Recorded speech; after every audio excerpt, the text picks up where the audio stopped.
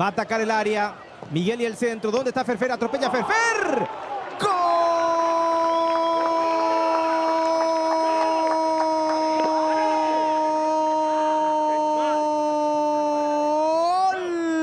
¡Gol de Guaraní! Fernando Fabián Fernández recuperó la pelota. Miguel Benítez atacó el área, cruzó la pelota y se mete el goleador donde tiene que estar, en el área chica. Anticipa y de primera sobre 4 minutos de partido. Guaraní se pone arriba en el marcador. Se rompe el 0 en Dos Bocas. Sobre arco norte hacia Eusebio Ayala.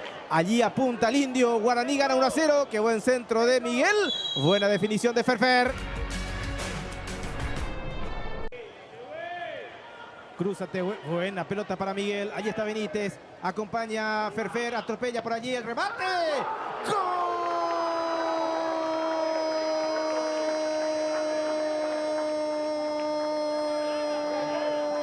¡Gol de Guaraní! Jorge Valdés Chamorro, otro centro de Benítez. Esta vez no le buscó a Ferfer. El pase fue al segundo poste y allí atropella el número 18 de primera, cayéndose. Te escucho. Para vos, tío Fidencio, que en paz descanse.